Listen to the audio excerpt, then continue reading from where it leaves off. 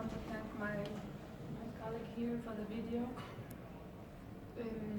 One of the things that I would definitely appreciate this council is that when you arrive here, you think you have that the only cause or the only people who are suffering in the world are your people, and the only cause is your cause.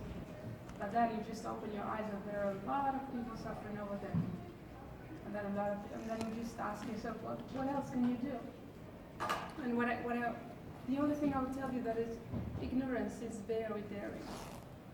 It's very daring, and that there is a lot of work to be done.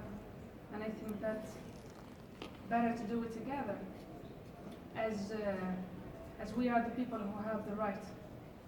We are those who will defeat them, those who are around the corner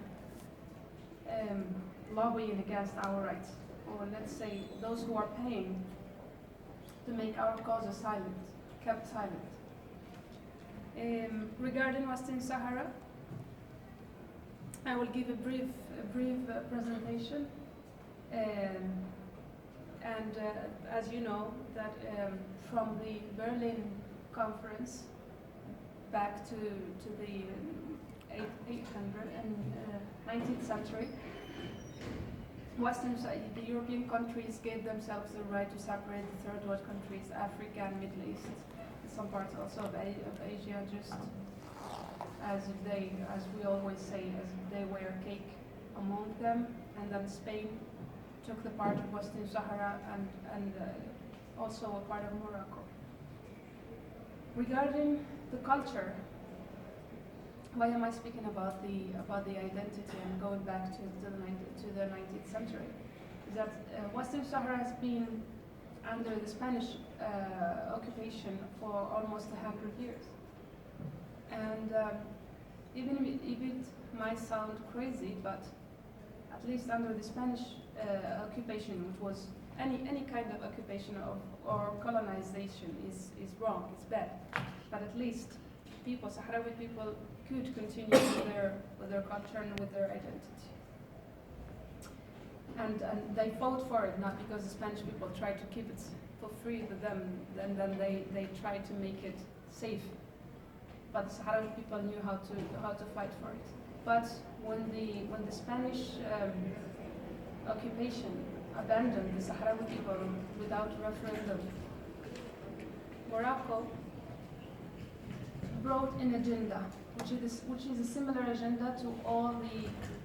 It's a manual, as I always say. It's a manual that all occupation forces have to how to deal with a country that you are occupying, to deal with people that you are occupying.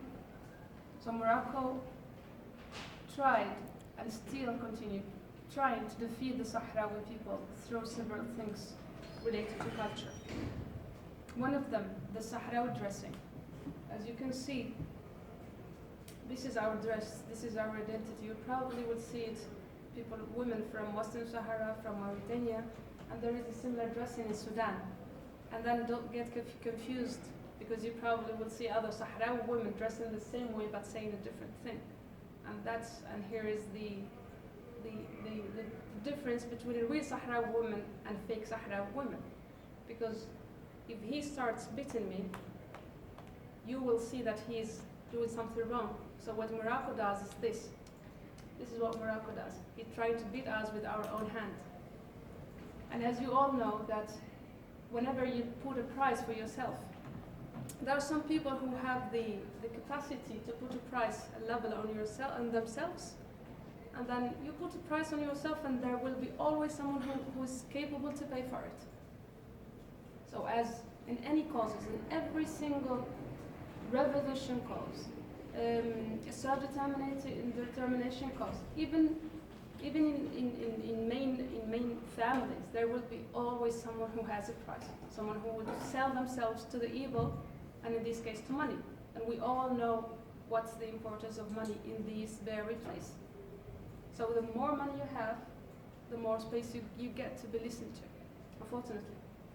So if you see other Sahrawi women who are dressing the same as us, but speak a different way of us, then those are not, don't be confused. Those are not Sahrawi. Those are Sahrawi but with no dignity.